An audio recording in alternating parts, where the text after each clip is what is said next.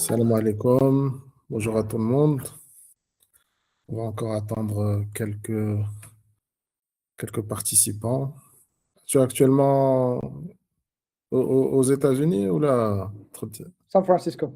San Francisco. Ah, okay. And ready for Ramadan? Ready for Ramadan, yes. Good. In 2 days, right? Yeah, 2 or 3 days. In Morocco, maybe it's Thursday. So I propose to wait just a few minutes. Yeah, we can wait for people to join. Yes. No problem. And I didn't prepare any slides or anything. I'm just gonna talk to the students and whoever wants to ask any questions, marhaba. Well, this is the idea of this webinar is really to be open questions. And I think we will wait for 1 or 2 people to arrive and we can start, and the other will join us. Okay. Yeah, the idea behind this kind of webinars is really to, in 45 minutes, to give a kind of feedback, a give back also, some tips, some insights. And if people want to know more or have more questions, they can then ask questions, or they can get in touch with you if they have your LinkedIn. So okay, we can start. So hello everyone, welcome to this webinar. With the idea is to present some ventures, some journey of Moroccans that have successfully, I will say, started their venture in San Francisco or in California globally and the USA generally. And the idea behind this kind of webinar is really to give some insights to all people that are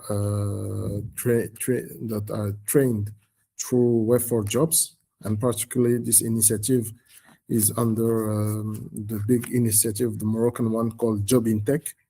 And maybe you know it, Mohamed Amin. JobInTech has the objective to train more than 50,000 people during the next 2 years.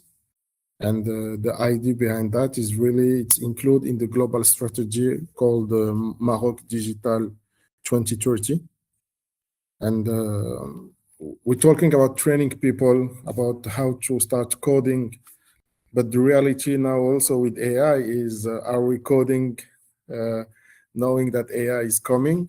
And I think to have this webinar with you today is very interesting because you are involved in the AI industry. So you can give us tips. You can maybe sometimes give a better overview of what's happening currently. And you are in the heart of the ecosystem. So thank you again, Mohamed Amin, to be with us today. And I will start. Maybe my question is more to present yourself a little bit, and then we can start our discussion. Okay, marhaba. Well, thank you for inviting me. I really appreciate it. And it's always a pleasure to talk to students, and especially like I'll say it very clearly. We learn from students as much as they learn from us, because younger generations always have like a vision that, you know, like me, like in my 40s, like early 40s, maybe I don't have, because they use TikTok and I don't, so they know things I don't know. So I would like to say like this is like a mutual learning experience that I'm gonna share with you what I know, and I'd love to hear from you interesting questions that maybe I'll learn something from. And so maybe I'll start with and I'm gonna speak in English. I mean, كان نهضر العربية اللي ما فهمش شي حاجة مرحبا نقدر نشرح له بالعربية ولا. I'm gonna speak in English just so the students like get more used to like more English conversations and stuff, so that, because that's very important. العربية راه كلشي كنعرفوها, but English is you want to have as many conversations as possible to like get trained to international conversations, obviously. So I'm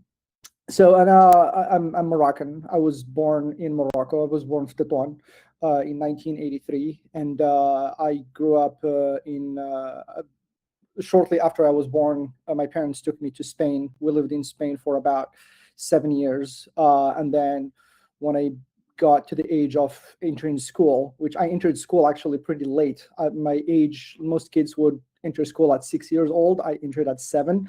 So in a lot of situations you will see in my life, I was late, but then I caught up and I got even like ahead.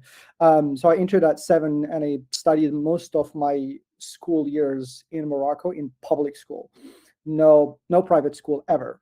From Tadarik, I don't know if they call it the same thing, to all the way to graduation from L'École Mohammedia d'Ingénieur. It was all public school. I never set foot in a private school. And so I did primary school in a small town, Mitezeyu, in the province of Nador. I don't know if like people know this, but I'm just proud of it. So I always share the name of this city. It's a very small city in like north or another country, maybe in Berkane or Nador. And then I did high school for Berkane, and then les classes prépa Foujda, and then l'École Mohammedia d'Ingénieur in Rabat, and then I graduated in 2007, and then I went to work for Tijari Wafa Bank for 2 years. It was interesting. It was an interesting experience. But when I was in Les Classes Prépa, I always knew that I belong to the United States. I want to go to United States, and I want to be very clear. I didn't believe that I wanted to be in the United States because I wanted to have a better life for myself. But I always believed that I'm going to go to the United States. I'm going to learn from the best. I'm going to come back at some point, or like give back and get the country ahead. This has always been my vision, and it still is my vision. And one of these days, I'm gonna go back to Morocco, and we're gonna work on some very big things, inshallah. So that happened after I worked for Tijari Wafa Bank for a couple of years. I was working on a startup called Kindi at the time. It was a Pinterest type of thing. Pinterest and I were launched at the same time, which is very interesting. And you will see like why Pinterest is now a multi-billion-dollar company, and I failed because there are a lot of things that people in Pinterest in Silicon Valley knew that I didn't know when I was living in Morocco. And that's why when people say about the ecosystem, that was the different people that start in the ecosystem and people that don't have a very different chances of succeeding. So I was working on Kindi, and I decided, okay, so this project needs to go to Silicon Valley. I come to Silicon Valley with Kindi, and I find a very different reality. Like the reality that people tell you, like, oh, you're gonna go to Silicon Valley and money is gonna be easy and investors are gonna throw money at you and stuff. There is some truth to that, but there is also a lot of reality that people don't tell you about the difficulty of raising money, about the difficulty of dealing with people in America. So a lot of people, like they say from Maghreb, it's all about but it's the same everywhere in the world. It's like your network and your connections and who you know, who you worked with, and all that stuff. It just works the same way. And so I came here and I also had a different reality that I realized that you cannot start a company when you are on a student visa, and you cannot start a company in the United States if you don't have a minimum a green card.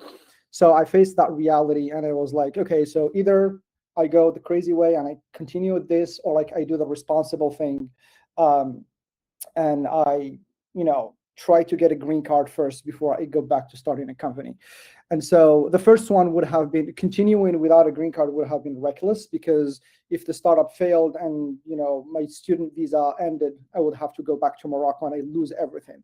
So I was like, okay, so let's put the brakes on this ambition for a few years, and then see how we can get a green card, and then we restart the journey of entrepreneurship. There is one part here that I want to mention that is very important that happened to me in this phase, is that probably a lot of people hear a lot of gurus online saying, oh, you don't need a college degree, you don't need a high school, you don't need this, you don't need to study to be an entrepreneur and stuff. That is true if you want to stay in your country. But the moment you want to go to another country like United States, you're going to have to need degrees, because even if a company doesn't need your degree, the government is going to ask for it. انا راح الجفرمنت they asked me for لي نوت ديال الباك هنا في American to give me my visas and my green card. So if you don't have that, if you don't have a degree, even if a company wants to hire you, the government is not going to allow it. They're not going to give you the visa.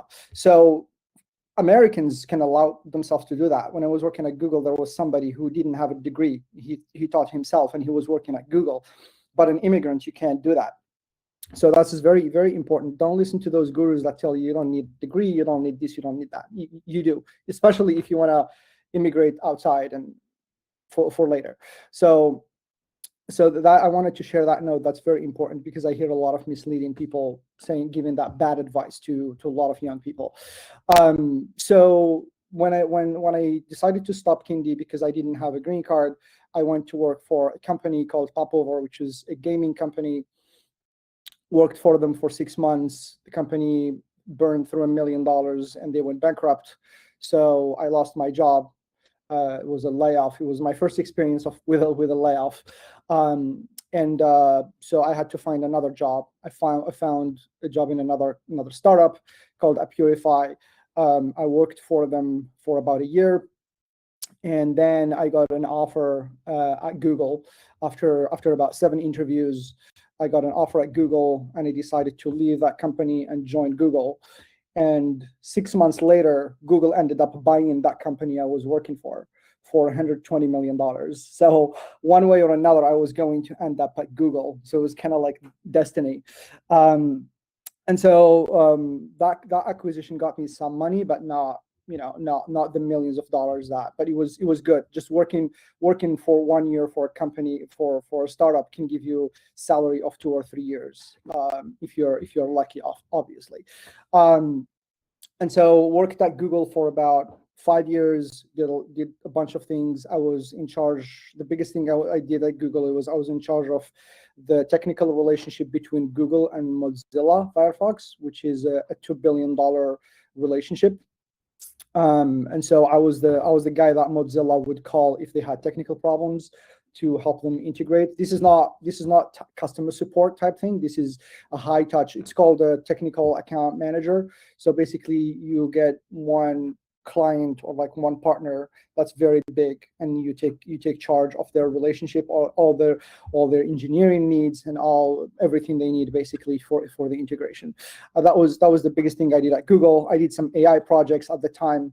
It was before 2019. Google was very, very early on AI. I think when I was working there, I joined 2013, and then 2016 they started saying we are an AI first company. So, and I'm gonna get to why ChatGPT bid them to AI. I mean, the simple reason is because Google, because they are so big, they are very conservative now because they get a lot of heat if something goes wrong. So they had a system similar to ChatGPT before, but they were scared to launch it because if they launch it and something goes wrong, Google ends up in court and they end up in a lot of problems. They end up testifying in Congress, and ChatGPT was a startup, so they didn't have anything to lose. But they had a lot of systems like that when I was working there. So got my green card in 2017, left Google in 2019, tried to start a company. The second time I start, it was a marketplace for ethically produced products. Again, it was also very early. It was like still when ESG was being like invented type of thing, and we tried that for about 3 years. It didn't work again, and we had to shut it down. And then what happened at that point is that AI started taking off like crazy. We're talking now 2020, late 2022. And so and then a friend calls me and says, in November 2022, that's when ChatGPT launched. And he calls me and he said, we are at an inflection point, and I think this ChatGPT thing is going to be something really crazy. And okay, I told him, okay, so what are you thinking?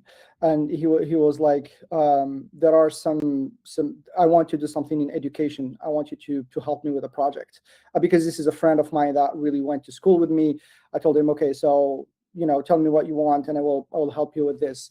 And that's when we started building something on ChatGPT, ChatGPT API, and we built a system to give you like some courses. Like you give it a bunch of courses, and then ChatGPT will look at them and it will generate new courses that you can use for as a teacher for your educational stuff. So I helped my friend with that, and then because I did that, I was talking to another person, and then he said, you know, there is we have a project that Pfizer is doing that is very similar to what you're doing with ChatGPT. So we would like you to join us, like, and do this, because we had a long conversation. Obviously, I'm contracting the whole story, and so the project was being done by Accenture for Pfizer, and so I joined that, and we built a chatbot for health advice that Pfizer wanted to launch for the public, and this is 20. Now we're talking about mid 2023. So what happened is that Pfizer, after COVID, they became so, like, almost nobody knew about Pfizer before COVID. I mean, but after because of COVID, Pfizer became so popular and the brand was so strong. They wanted to capitalize on that strength of the brand with the public and launch public-facing services, not just have you know, medical research and medical stuff and be in the back. And so we worked on that project for about a year and a half. So what happened with the project is that things were so early and we kept working on it, but the problem is that every time Pfizer was scared about hallucination, and they were like, well, if we launch this project and then our chatbot tells somebody to drink 20 Advil per day, which is l'équivalent ديال Doliprane في المغرب, then that's going to kill them, and that's going to be very dangerous. And so what they wanted us to do is that work on something called guardrails for the AI, guardrails and evals.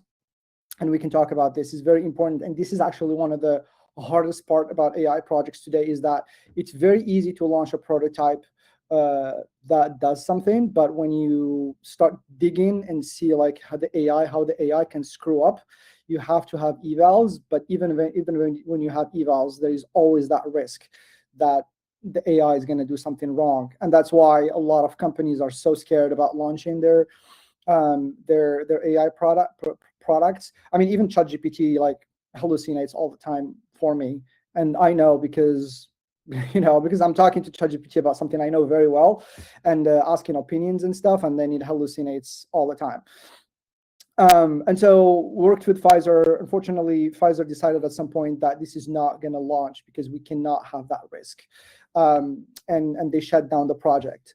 By the time I was approached by a recruiter that wanted me to work for, they had a position at Electronic Arts, the company that makes FIFA and I think Call of Duty.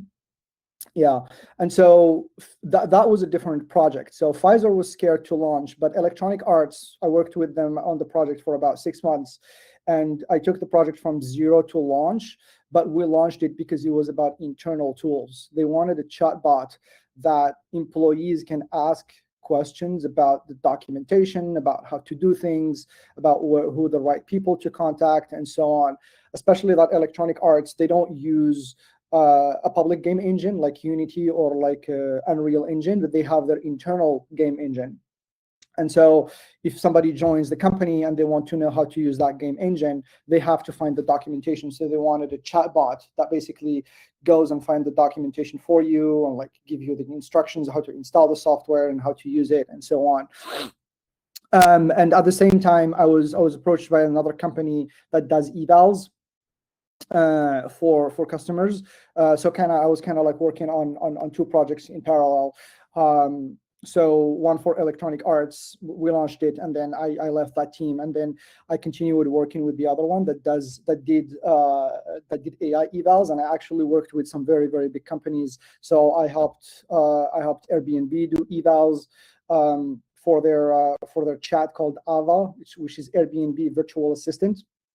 And I worked also with a company, very, very big company called John Deere. They make tractors, and they have like 800 AI engineers. So that you would not think that a company that makes tractors would have that many engineers. So, but they wanted to really, like, for example, one of the examples that AI they had is they have mechanics that go to the field to fix tractors, and they give them an iPad with a chat app, and the chat app will, they can take pictures of that piece or like that equipment that they are fixing, and they can ask questions, and like the app will go to find manuals about that tractor. They give it like the reference number and so on, and the chatbot will find the documentation, and it will give you suggestions about how to fix that thing and how to fix that motor and stuff. So very, very, very cool applications. I helped Procter & Gamble, actually was one of the companies I also helped with evaluations. They had a project where they would do some research, and they will give that research to an AI to create the public papers they would publish. Like a lot of these companies, they have like research teams, and they publish papers for the findings and stuff. So they wanted an AI that I will give it like 100,000 documents about our research, and you will write us the paper that we're going to publish publicly. But when that paper is being written, I want it to not have hallucinations, to stick to the documentation we gave it, to not make up something that is to not bring up something from the internet and so on. So we help them make that AI more constrained. And so all this was part of this company that I was working with, and many other customers. And so I worked with this company until October 2025, which is just about 4 months ago. And so that company was having problems. I left the company, and then that's when that's when tariffs in the United States were becoming crazy, and international trade was becoming constrained. And also I found out about this thing that Europe is launching very soon called Digital Product Passport.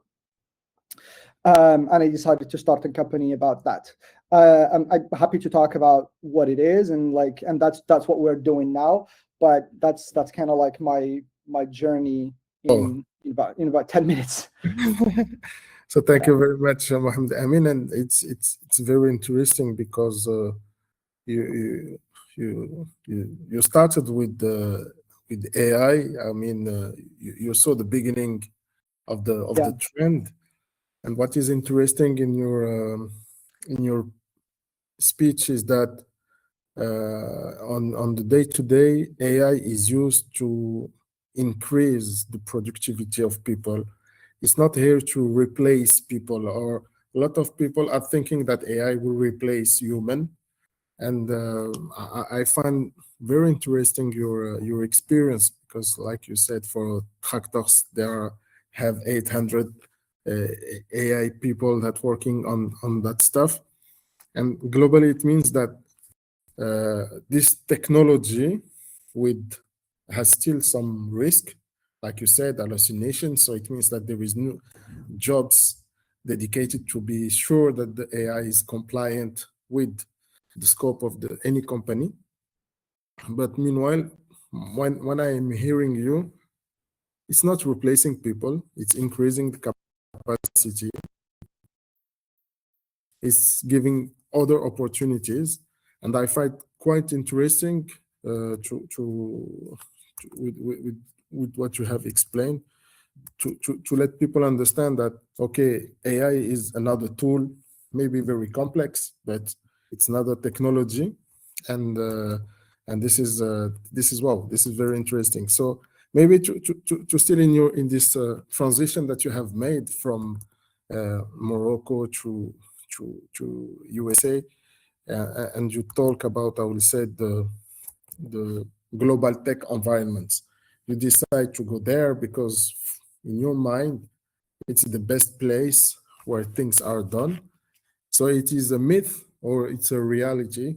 People are really very advanced in all the topics, or sometimes it's more just an image that we try to sell to us. No, it is a reality. It is a reality for sure. But there are some aspects that are, I think, exaggerated. I don't know if you guys can hear me. Yes, I'm hearing you. Yeah. Okay. It is definitely a reality. There are just few things that are usually exaggerated. Like, I'm going to give you an example. Like people, like when they deal with business in Morocco, they think that it's really difficult to get access to people. Like, you have to email them, you have to have a relationship, you have to have like a connections to introduce you and stuff. And that stuff works the same way here. Yes, people are more open to like, you cold email them and they might respond, but that just doesn't mean that you're going to email an investor one time and they're going to give you $1 million to invest in your company. They do a lot of due diligence, and like people here are so busy. Actually, I find it easier to do business with people in Morocco from America than to do business with Americans, because here you're competing with a lot of other talented people. You're competing with the world, because there are entrepreneurs from all over the world like that are trying to do something here.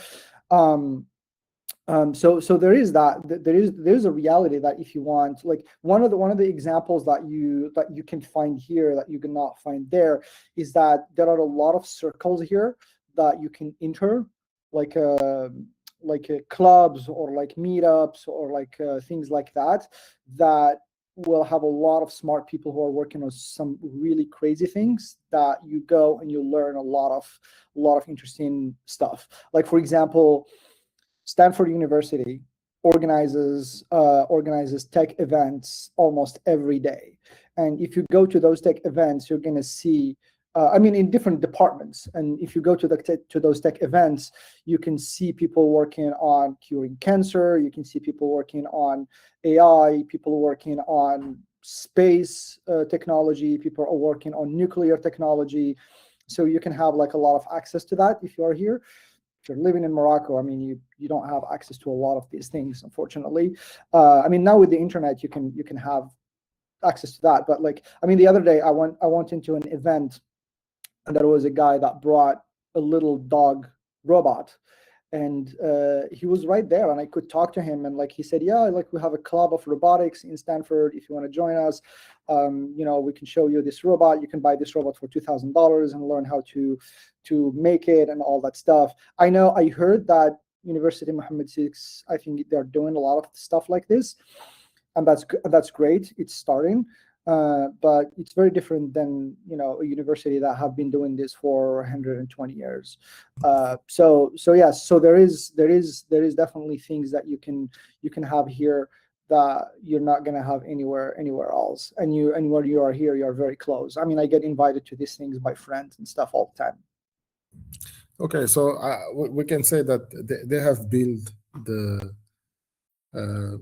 innovation infrastructure that helped very well from the university to startups to corporates. So things are looks very easy to initiate things. So when it comes to business, it's not always so easy when it comes to relationship, but at least all the infrastructure is, my understanding, is one of the best that you can find in the planet. And my other question is that you have started with AI, and when we talked the first time together, you told me that you have your committee with AIs. So so maybe to explain, when people, like for the student, maybe some of them are, and don't hesitate if you have questions, put your questions on the chat, and Mohammed Amin will be more than happy to reply. وإلا عندكم أسئلة بالعربية ولا بالفرنسوية ما تحشموش، غير حطوا السؤال ونجربوا نفعوا السؤال. إذا how to use how now you use AI on the daily work, and how it increase also your productivity. You are in it. on your daily work, how it works. Okay, so I know a lot of people use ChatGPT and now maybe Gemini and Claude to ask questions and brainstorm. Because I know the limitations of these AIs, I never trust the answer of just one AI. So let's say I want to brainstorm a go-to-market strategy, like how to get new customers for my startup. So I go to ChatGPT and I give it the context, or it has the context from memory.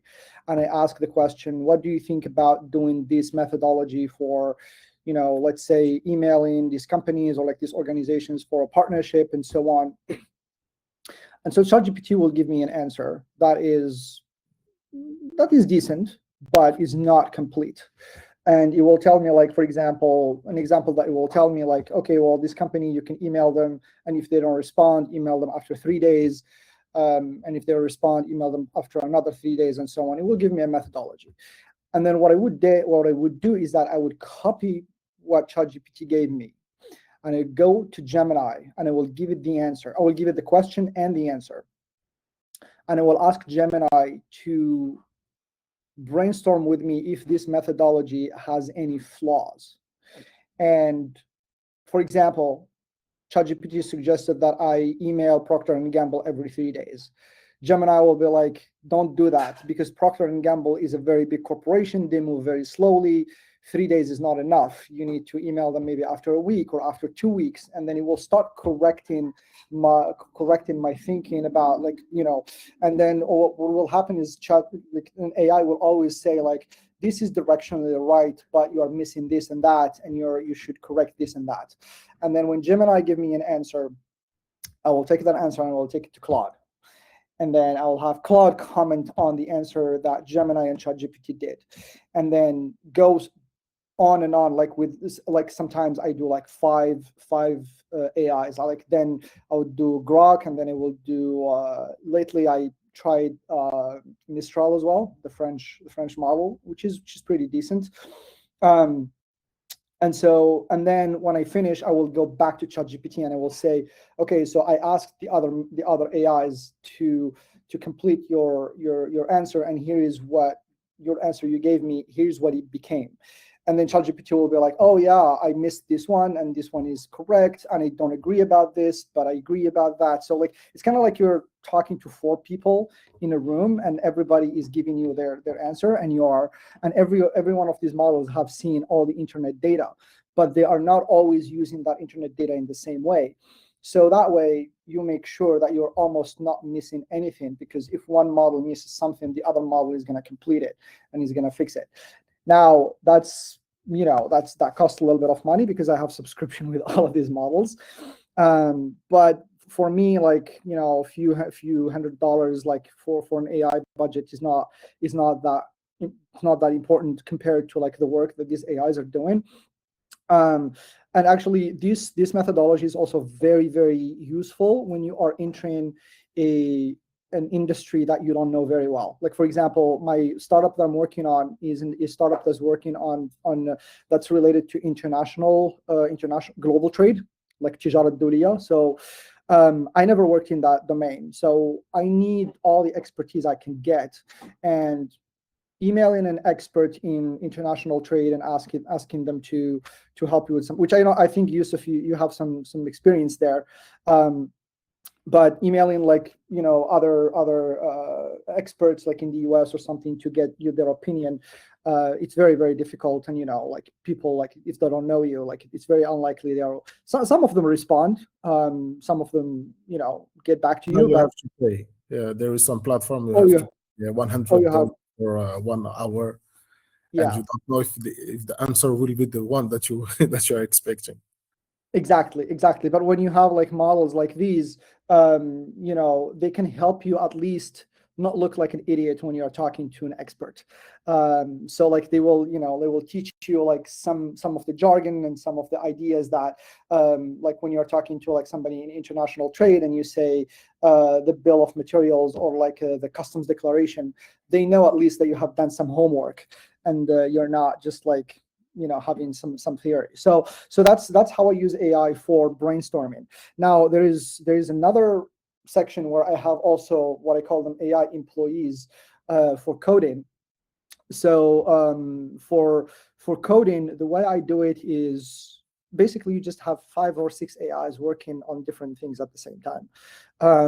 So like if you have multiple features in the system that you want to build, you have, I don't know if we have engineers here, software engineers, but if you have like a Git repo, you can clone it. You can have multiple clones, and you can have one AI working on a different clone of that repo, just like the same exact way that 4 or 5 engineers will work on things. And I was able to build a system that other companies took them like 3 or 4 years. I built it in 3 months because of this. And then what I do also is that I will have an AI build a feature, and I will have another AI review what the other AI built and tell me, well, the other AI missed this or like forgot this, and it will just say, okay, like fix it. And one of the things that I love so much about AI for coding is that when something goes wrong and there is an error in the system, I don't have to go read like thousands of lines of the error to find out where the problem is. I just copy the error, give it to the AI, and the AI immediately finds the error and tells me, here's the error, here is how to fix it, should I fix it? And then all I have to do is say yes or no. And then 99% of the time, it just finds the right error and fix it just flawlessly. So now, going back to the replacement of AI, is AI going to replace people? Well, it doesn't feel like replacing people, but in the past, when I needed 4 or 5 engineers to do the same work, now I just me and an AI. I know that's still not acceptable, because when you're starting a company, I'm going to have engineers, because it's not only about AI coding, but it's, if you're starting a company, what happens if tomorrow I die? Our customers need somebody there to take care of them. So we will have some other people. We will need some other people. So the AI is not going to pick up the phone and have meetings and stuff. So it's about redundancy. But in terms of just doing the work, I mean, I can do the work of 4 or 5 people now just by myself. Yeah, I mean, and at the beginning when I started using Cursor and these AIs in early 2024, they still had difficulty, early 2025, not 24, early 2025. They still had difficulty doing complex tasks. But honestly, these days, I mean, they are almost close to perfection. Great. And maybe the question following that is that, as you said previously, you are used to hire engineers, people that are able to code, or people that are able to test or to debug, and now you don't need the people. So somehow it's replacing, but it's replacing. But at the same time, those people have the same tools. They can go start companies. This is yeah. and this is my point, because today we have students that they have doing a boot camp learning coding, and the idea with this webinar is also to give them some insights. So they are learning coding. Some of them have learned Java, Python. Some of them have started to do data analyst or starting to learn AI. And what are the tips regarding the fact that you are fully embedded in this economy? What are the tips that you can give to those students, even in Arabic, to mentally make them okay, even if you have started coding, how to use AI to accelerate your career, and how to use AI or explore all the AI tools. Maybe some of them are are not known in Morocco. Maybe it's more popular in the US, in order to accelerate their career. So okay, so let me actually make something really clear. The fact that I have 5 or 6 AIs doing a bunch of stuff for me, that doesn't mean that I don't know what the AI is doing. I do know what AI is doing, and sometimes I don't like it and I correct it. And there is one part that I don't let AI do it on its own. I actually always tell. I have a shortcut. It's DN. I don't remember. It's DN. It's the abbreviation for do not implement yet.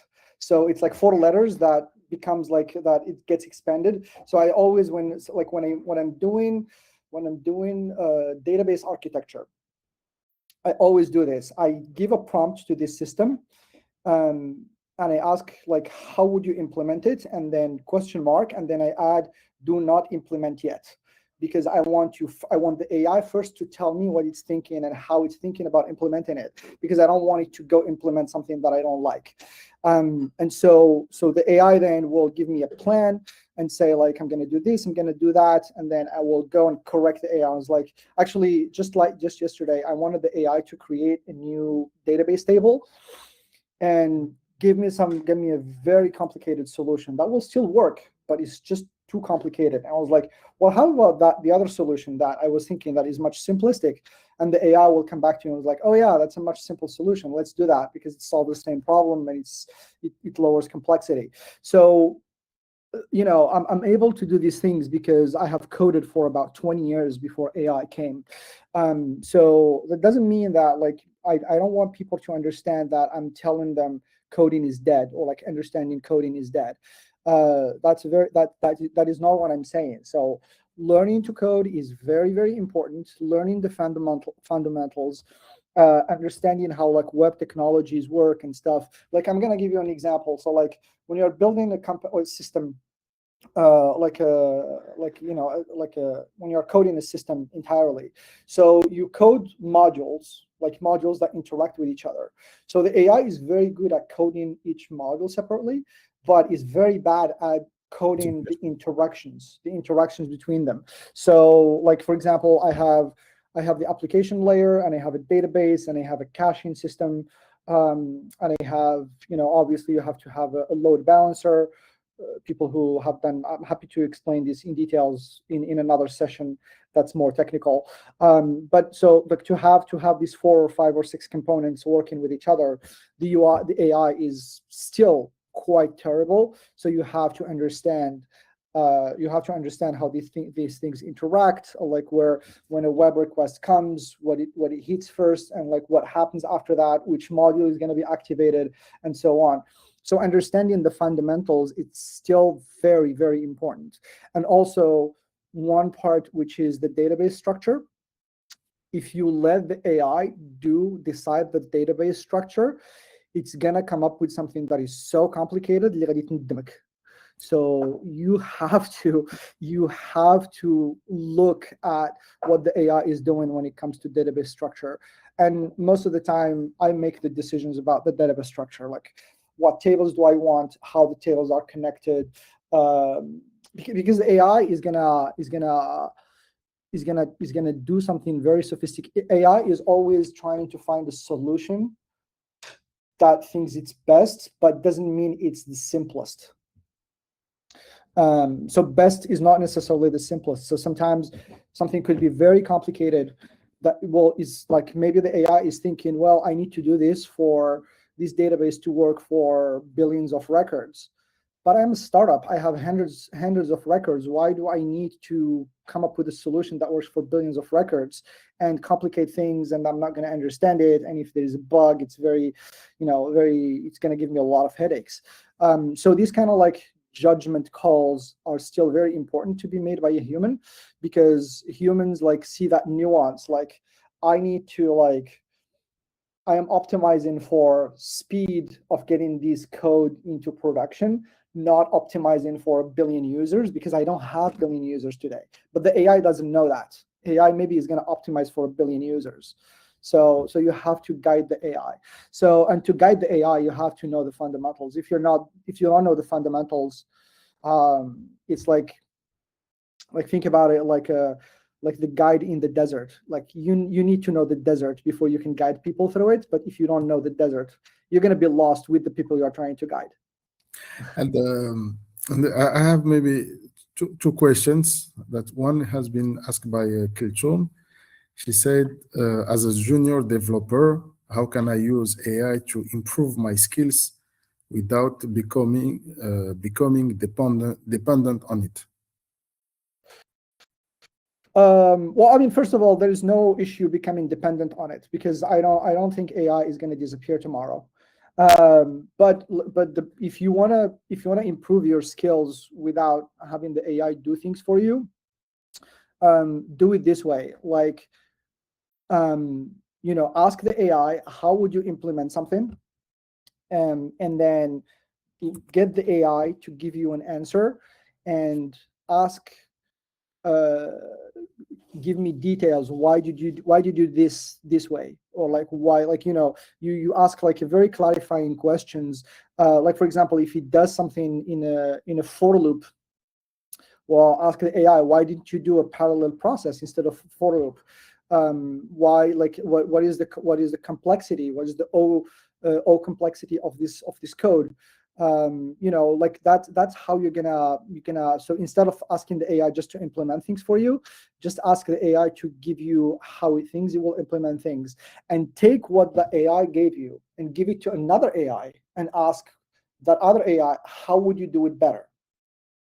And then look at what the other AI is going to tell you. And if the other AI tells you like, no, this solution is the best, is the most optimal and stuff, then maybe try to understand that solution, and then, close that solution and try to implement it yourself, and see if you can get to the same level that the AI is doing. So this is the same thing that people were telling us in when we were doing interviews with LeetCode. I don't know if people know LeetCode here. LeetCode is a website you go to learn about very hard algorithms for interviews for Google and Microsoft and stuff. And so what they would tell you is that if you cannot solve the problem after 1 hour, look at the solution, try to understand it, and then after a day or two, come back and try to implement it again. Not memorizing, but understand it. LeetCode. This is Leet, L-E-E-T. Leet. Yeah, but I don't think LeetCode is good now because of AI. You can just ask AI to teach you, but like, yeah, imagine like you're talking to somebody, and if they give you a solution, what is the first thing you do? You ask them, why did you implement it this way? What are the advantages? What other solutions are there for this problem? What are the trade-offs? Like, which solution is faster? So like, you have this interaction with AI. I mean, I do it all the time. Sometimes when the AI gives me a solution and I'm not entirely convinced, but I don't have a strong opinion, I will ask the AI, why did you do it this way? Like, is there a better way? How about this other way? And then you start like thinking, and also, and again, don't take the one AI opinion, like do the committee thing, like talk to multiple AIs. A lot of these chatbots now are free, so you can use like their free version. I mean, even you can use DeepSeek and stuff, and like they will help you out. Thank you. I mean, like, for example, if an AI misses an edge case, another one will probably think about that edge case and add it. Okay. I have another question from Abdurrahim. He said, in your experience, can someone without a formal AI degree realistically contribute to high-level Google AI projects? And if yes, what must they absolutely master? Okay, so when we're talking about AI, there are two levels of AI. There is the researcher level, which is basically building the LLM models, or like building the infrastructure for computer vision and that stuff. So usually you can, but you're going to have to prove that you're better than somebody who is doing a PhD research in AI, and which is very, very high bar. I would encourage you, if you want to contribute to those things, I would encourage you to go do a PhD in AI. I mean, usually, I mean, even some jobs that do like this kind of research. I mean, OpenAI started with a bunch of PhD students, like Ilya Sutskever and the other guy, Andrew Karpathy, and like go look at their path. They're all PhD researchers. So contributing to building an AI system that Google is working on at the foundation level, it's not impossible. You can do it even if you don't have a PhD, but you're going to have to. It's going to be very difficult, because also one of the things that Google look at these things is like they look at papers published. So if you're part of a paper that you published about AI and the paper has merits, I mean, there are a lot of garbage papers that are being published these days, but if you have a paper that takes Google's attention, maybe, they could potentially hire you. But here's the problem: if you don't have a PhD and they need to bring you to the US under a work visa, and they have to prove to the US government that this is PhD level, if you don't have PhD, you're not going to get the visa. So this goes back to my point earlier that might apply to somebody who is American, but it's not going to apply to you, because you don't have, you cannot just show up in America and start working for Google. So that's one part.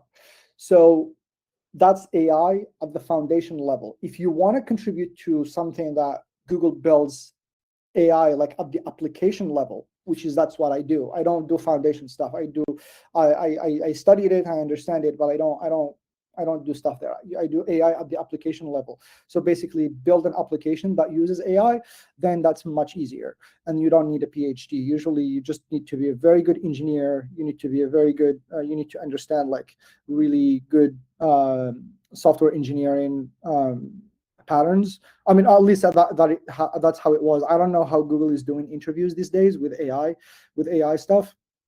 But you can that's much easier, and I have friends who do that at Google who are Moroccans. If you want more advice, I'm happy to connect you with them. Thank you very much, Mohammed Amin. So I have a question in Arabic, but I will say it in English. So we have a question from Ilah. He saw on X that saying that with AI. There is, I will say, AI is producing code, but developers should, as you said, they need to correct the code or check that the code, what is coded is okay. So there is more control from human, and he saw that the direct impact on that is that the good profiles are more used currently than the bad one when talking about people, because the one who have this capacity to review the code, to understand, to validate the concepts are more, people are more looking at them. So finally his conclusion is that we will still need developers. So this is his affirmation. And so his question was more to say that maybe in the future, do the needs of developers will increase or will decrease, obviously, when it comes to developers? Yeah, I mean, I never said that the AI is not. We're not going to need developers. I said we're going to need less and less developers. I said like when I needed to hire 4 people to do stuff. Usually, like when in previous startups and companies I worked with, hiring more people was not about. It was more about speed, like the ability to like write code quickly instead of like one. I mean, I could have wrote that code that all those engineers did, but it would have taken me five times longer. But so you hire more people so that you go faster. But now AI can just do that for you and go faster. But you still have to, as a developer building a system, you need to review all that stuff. So I don't know if like, so what I think is going to be very interesting to see is that what we're going to see is, instead of seeing companies that hire a lot of developers, we're going to see a lot of developers going and starting companies, because it's easier to just do a lot of stuff by yourself. I mean, look at OpenClaw, one guy creates a sensation. And now yesterday he's part of OpenAI now. Yeah, I mean, he's not a nobody. Like he already like had big things. So I think you should not think about like, oh, because of AI, nobody's gonna need. Yeah, maybe nobody is gonna need to hire you, but you at the same time, if you want to start something of your own, I mean, I don't know, consulting or like a company or like a project that makes money, micro SaaS. Now it's much easier to do that because yourself, you don't need to go raise money and hire other people. You can just do it yourself. You just have to find somebody something that is really useful and something that people want, or something that it's not only about the code. It's about the code and relationships next to it. Like if you're building something for an industry that doesn't trust just AI, you can do like, I mean, and there are a lot of them out there. You just have to look at this. So here's the problem that I think a lot of people like have when you read about X and when you read in X and like reading social media and or look at international like TechCrunch and stuff. They are seeing a lot of first world problems, like OpenClaw. Like they're, like when I hear somebody like, oh, I need a chatbot to schedule my meetings. I'm like, are you serious? Like it takes you like 2 seconds to schedule a meeting on the calendar. Like it's like that's like you have this bazooka and you're trying to kill a fly. So like why don't you try to solve something like that is more meaningful? I mean, and a lot of those problems that are meaningful probably are being solved in the US, but boy, in Africa or Asia, there are so many things. Just do an AI that helps like farmers to like get ideas about how to improve their crop and look at how it's gonna be. I mean, خصك ديرو بالدارجه بيان سور. يا farmer في المغرب ما غاديش يهضر لونجلي مع تشات بوت، ولكن you are better positioned than somebody who lives in Silicon Valley to do that. That person who lives in Silicon Valley, they don't even know that problem exists. So you have a lot of opportunities. So you don't have to think necessarily about, I mean, if you really just want a job, yeah, maybe you are at risk. That like a lot of companies are not going to need you. But if you want to start your own thing or like try something, find or even like get with 2 or 3 friends and start something, there are millions and millions and millions of problems to be solved out there. And this is what we try to push with the Web4jobs. Is the idea is to say, okay, you can work as a salary for someone in a company. You will learn. It's I think our generation have been trained to work for someone, and il faut étudier, تقرا باش تخدم. But I think today, particularly for Africa, we know that we can be entrepreneurs. We can try. And now the solutions are global and we can solve local problems. Maybe these local problems today do not generate millions because the market, but if someone from Dakhla, from Layoun, from Gilmim, from Tantan, from Nador solve a local problem using technology, it's like if he has opened a small business, but it's another way of opening a small business. And I think this entrepreneurship mindset using technology, and particularly AI, but globally technology, is the first step to produce things. We have in Web4Job a student that have developed a platform for taxis in Tantan. No, in Chinrir, sorry. And he used NN8 to automate the process. I think I saw that online. Yeah, so it's quite cool because there is an issue. We know that Uber or Karim are not going to come to Chinrir for that. So this is the kind of also mindset that we want to learn to students. If you learn something, try to use it to solve a local problem, because this is how entrepreneurship is starting. And maybe if you tell us more about your project, because one of the question is, okay, if there is some at the application level using AI to develop a project from brainstorming to delivery. Maybe if you can tell us more about your current venture. Yeah, sure. I can tell you very quickly how it started. So back in April 2025, so Trump announced tariffs on China and a bunch of other countries. And one of the things that the news was saying is that this is where the world is going. Like, international trade is going to be more difficult to do. And so I asked myself, why don't we build Alibaba for Africa? So, like, because Africa, we have a lot of good trade, international trade with the US.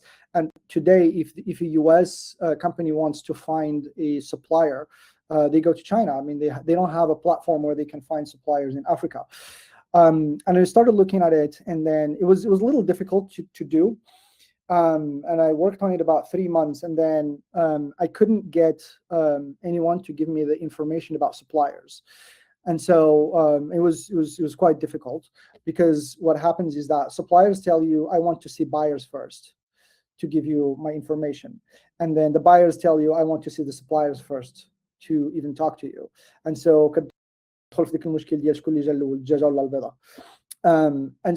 and when I was thinking about it, and like, I started brainstorming again with ChatGPT. And then ChatGPT told me something. He told me that, there is a way. I actually told ChatGPT, give me an idea that can help me with this venture that is not very known, that not a lot of people know about. And he said, there is this thing called the digital product passport. So the European Union, they passed a law to starting from 2026 all the way to 2030. And after that, any product that you want to sell on the European Union has to have a product passport. Basically a QR code that takes you to a page that has the information about the product. And so I was like, okay, so if nobody wants to give me the supplier information, now if I build a system that people can use for free to create the digital passport for their products, they have to give me the information because they have to create the passport. And when I started looking and brainstorming with the AIs, and I found this is a huge project, tremendous opportunity. People in Silicon Valley don't even think about it because they are like thinking about the US. They're not even thinking, they don't even like open their horizon to look about Europe and Africa and stuff. And so we started building this, and now we launched, and we have a cluster in Morocco, 80 companies that are onboarding into the system to create their digital passport with us. We are in negotiations with the Turkish cluster to bring their members to create the digital passport with us. So we're going to build that network. So you have to find like creative ways. If you're blocked, you have to find creative ways to go around the blockers. So that's just an example of how I went through a blocker and found a clever way to build a marketplace. I mean, the marketplace is not there first. We need to bring a lot of these companies on board, but it's happening now. So that's, but the reason why this has happened is because I looked at a problem that usually Silicon Valley or like first world doesn't think about, which is international trade. I mean, people in the US don't wake up and think like, oh, Trump put tariffs, no, Africa is going to suffer, or like we need to find a way to make international trade between Africa and Europe easier. They don't just think about these things. So like, yeah, maybe this is a little bigger than just like a local thing, but just because I have been thinking about these things for 20 years, and I love geoeconomics, not geopolitics, geoeconomics, like how like interaction between countries like can influence economics and stuff. And a lot of people, when you talk to them about international trade, they're like, oh, this is boring. But when you think about international trade, like look around you, anything you wear, anything you eat, anything you have around you is part of international trade, because at some point, جا في الباطو تصنع في شي بلاصه داروا في كونتينر داروا في الباطو جابوه للمغرب فات على الديوانه. So all that process that you don't see, but it's part of your life. I mean, if it's not for international trade, we will all die of famine, parce que الزرع ما يوصلش للمغرب، ما عرفتش انا المواد الغذائيه. So a lot of countries will not have SMID ديال l'OCP to do agriculture. So it's really interesting. And international trade is $35 trillion market. So if you can find a very small part of international trade and solve it and just take 0.0001%, maybe you will make $20-30 million.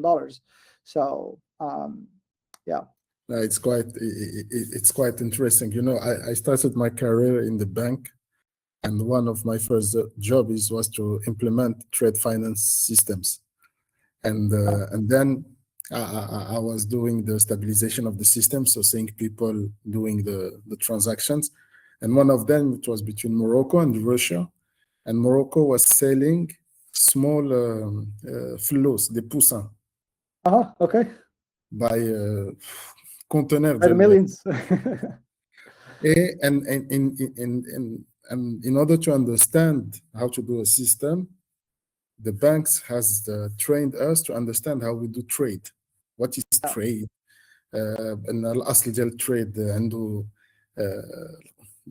مشاعر اكثر من قرن ديال trade has always existed, and the banks are become in the middle, but there is a lack of technology, because the same way we do trade finance since 200 years ago is still the same. It's the same rules. So there is a lot of things to do on that. Bravo for the idea. I didn't know about the digital passport, but indeed, if you want to do business, if you need to have a digital passport, you need to have a middle solution able to provide you all this data. Okay, great. And I have maybe two other questions. One maybe is more Sure. I don't have any meetings, so I'm happy to. اليوم it happens to be a holiday for the United States. Okay, great. So I don't have meetings. Yeah. So we have a question from Marwan saying, with the rise of Go, Rust, and the AI-driven development, where does Java still hold an unbeatable moat in 2026? If I specialize in Java now, which part of the ecosystem, like Spring Boot, Quarkus, Project Loom, will be the most valuable in the 5 years? Okay. I think Java is still going to be valuable for legacy code. I mean, إلا كنت غادي تخدم مع شي بنكة ولا شي assurance اللي عندهم الكود ديالهم ديجا في Java, then yes. إلا كنت باغي to open your horizon and work for startups or like start your own thing, I would not do anything other than Python. Rust is very interesting if you want to learn it, but Rust is for very specific things. Like if you need something to be super fast, then you go for Rust, or maybe Go. But I mean, unless you want to work for a company that already has Java legacy code, I don't see why you would learn Java. Java is so 2000. I think Python will get you there. I mean, a lot of banks in the US are moving a lot of their stuff to Python too. And to answer and about your question about like which framework for Java, I have no idea. I never used Java. I mean, I did some Java when I was in school for 2005 or 2006, but that's about it. But also, you know, like if you're doing a startup, like people who are thinking about Java, they're like, oh, Java is faster than Python, which is true. But do you really care about that speed when you have 10 users, or 100, or 1 million? Sometimes it doesn't matter. Like, you know, Google might care because they have 1 billion users, so their code is in C++ or Rust. But you know, if you have very few users, you don't care about the speed, unless there is one situation maybe where you care about the speed. Maybe two. There is gaming and there is finance, if you are doing financial transactions in real time.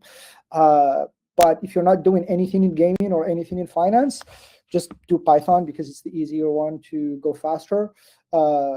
Python, you can choose Django or Fast API. Happy to talk to you if you have ideas about using these, because I've done these for 15 years, especially Django. but I cannot speak more for Java. But it's basically it's going to come down to, are you working on legacy code or are you working on something new? If something new, just forget Java. If you want to work on legacy code on like companies that have Java already, then yes, they're going to need you. Thank you. I will take a last question from Sarah. So she said she has a master's degree in management and she interested in AI in a kind of hybrid role. So she's asking if she needs to have a high level of technical skills, if it's really required. Or so she's asking if she has to do advanced mathematics, like for algebra, statistics, and coding, or it's more to focus on how to understand AI and understand the concepts and start to using it. No, I don't think she needs algebra and mathematics. I mean, like, again, remember la séparation leader, there is foundation models and there is application layer. So if you want to work on foundation models, then yeah, you have to study algebra and like math and like, to do like neural networks. But that stuff is like mostly done by PhD people and like researchers. If you want, and that's not hard. That's hard. Like it's not hard, but it takes a long time to do that stuff. But if you just want to build applications that are useful for you, like what was management? What was master in what management? Master degree in management. So master degree. Management. Okay. So management, maybe you need an application that, a simple application where, for example, a maintenance team needs to manage the maintenance hours for equipment. You don't need to learn algebra and math to build something like that. You can build something like that with Lovable or like Cursor. I would still recommend you learn coding, which is not math and algebra. Like a lot of people confuse coding with math and algebra, and I think like they need to be very powerful in math to be able to code. That is not true. You have to be good in logic, because when you're doing if statements and for loops and stuff, that's not math, that's logic. It just happens that people who do math are good at logic, so that's why people have that confusion. So you just have to know logic to some degree, and think about the problems that people face in your domain in management, whether that's managing people or like managing equipment or managing inventory or like managing the company in general, and find one of those things and like you can build a tool for it, or even talk to 4 or 5 AIs and ask them what are some of the what are some of the problems that people in management face today, and they will give you some problems and go build a tool, and then go and show it to somebody who might have a problem and see if they have a problem or not, and that will give you an idea about if what you're doing is good or not.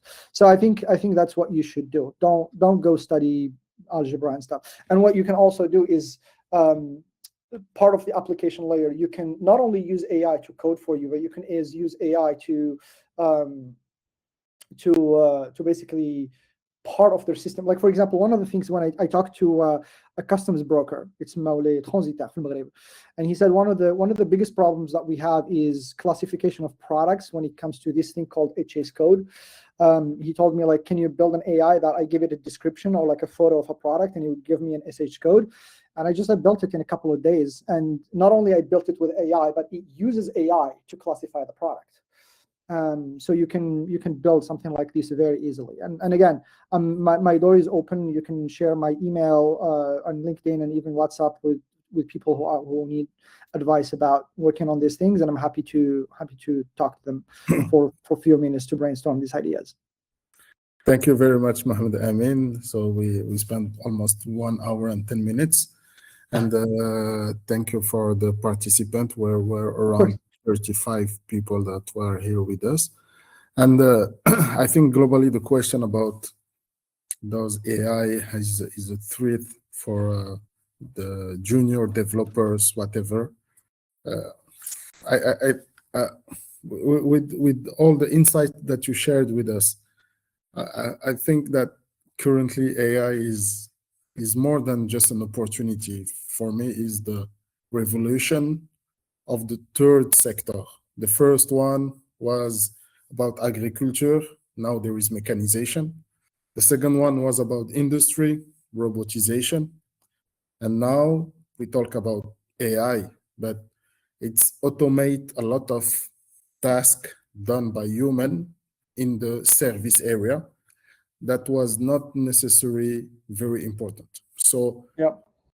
if you want to know if there is a risk for any job, you need to read the story because humans are only repeating the story. There will be some jobs that will disappear because it will be automated, but new jobs will appear. For example, I'll take just example. Prompting can be considered as a job. So it appears and now it disappears. But globally, we need people to learn how to use all those applications. Yeah. And it's a new job. Mohammed Amin talk about evaluate. Be sure that the AI is not hallucinating. And so we will maybe see, like we saw in other business, compliance officers for AI saying, Yeah. okay, you're not, you don't have the right to say that or to write this way, etc. So I think They exist. They exist even today. They exist. AI, so, AI compliance and AI security, and yeah, they exist today. so there is no And job. they're paid very well. They're paid very well. So there is new jobs. I think Yeah. for young people, for developers, the main, I would say I would say it in French, mais la principale qualité, c'est la curiosité en permanence. Il ne faut pas se dire, tiens, j'utilise un outil, c'est bon. Non, ce que vient de montrer Mohamed Amin, c'est que travailler dans plein de sociétés, خدم في بزاف د الشركات، عاود الشركات ديالو باش يحل مشكل اللي حتى واحد ما شافو، وباش يحلو راه إلا fait un brainstorming بدا يفكر وما فكرش بوحدو، فكر مع بزاف ديال لي زوتي باش عطاوه الفكره اللي لقى. اذا غير كسا الا تتعرفوا تفكروا مزيان اون يوتيليزون اي اي، راه ديجا راه سي اون سبيسياليتي. راه مابقاش ماشي بزاف الناس اللي تعرفوا يستعملوا الاي اي. كاين اللي تستعمل الاي اي بحال جوجل تقلب على شي حاجه، كاين اللي تستعمل الاي اي باش يعاونوا في شي حاجه في اون تاش، وكاين اللي تستعمل الاي اي كوم ان كومبانيون باش يمشي معاه بعيد. اذا il faut devenir de par votre jeunesse, l'AI doit être votre compagnon, celui qui maîtrisera le mieux, de mon point de vue, ce sujet.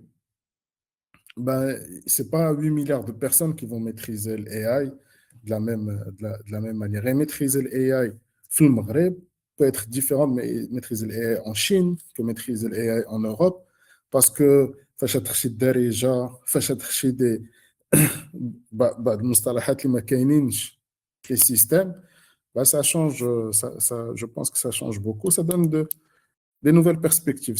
Pour moi, c'est pas un danger, c'est au contraire une perspective. وانا خدمت في لايتي انا 20 عام، شحال من حاجه شفتها ما صالحه حتى شي حاجه، وتنديفلوبيوها. علاش؟ باسكو بحال هكا تصوبات هذه 20 عام وتنكملوا، تنقولوا ما كراهش يكون شي سيستم يحيد لي هادشي ونبدا من زيرو، وتا واحد ما يقدر يعاود من زيرو، باسكو ça coûte tellement cher juste de recoder qu'aujourd'hui cette question ne se pose plus. C'est-à-dire que si demain je prends un logiciel et je dis je veux le recoder, je le donne à une IA qui va travailler pendant 3 semaines en utilisant le maximum de puissance, et elle me convertit du C en Java ou du Java en du Python. وتعاود لي l'interface l'IHM. Avant, ça coûtait des milliards et personne ne le faisait. Donc, beaucoup de systèmes IT tellement قدام, on n'en a pas idée, mais tellement قدام que خصهم يتعاودوا. Donc, COBOL السيوس. donc c'est dans les banques, il y a encore des systèmes qui tournent avec COBOL. Oui, je sais. Parce que c'est stable, parce que c'est fiable, parce que c'est des calculs qui vont très loin. ولكن راسكم تكونوا واعيين بان l'industrie, à part les startups, mais l'industrie tourne sur des systèmes اللي فكر بنادم فكر فيهم هذه 20 عام ولا 30 عام، وراه عمرهم ما تبدلوا. دونك لوبورتونيتي زعما كبيره باش نبدلوا بزاف د الحوايج. دونك il faut saisir cette chance. Ouais, Donc, bien sûr. Bien sûr. donc voilà, donc je partagerai ton contact LinkedIn donc, مرحبا. pour les étudiants. Si... Alors, tu n'as pas des étudiants qui viennent de Casaraba, tu as des étudiants qui viennent de villes où des fois il n'y a pas beaucoup d'activités. Donc, ils ont le Bien. temps de réfléchir. Donc, ils ont le temps d'imaginer. D'accord. Et c'est pour ça qu'on veut aussi leur montrer qu'il y a des Marocains qui ont réussi aux États-Unis وعايشين في السيليكون فالي وتجربوا يديروا شي حوايج ويخلقوا شي حوايج. دونك برافو et merci beaucoup pour ton intervention.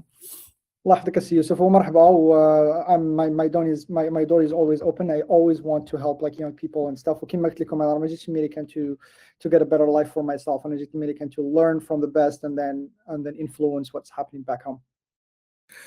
Écoute, welcome back to Morocco when you want, and when it's come to trade. Inshallah. To trade, I can also help you. I have good contacts in the banking sector for trade finance. Appreciate it. Thank you so much. شكرا. يلا. Bye bye. سلامة. Bye bye. سلام.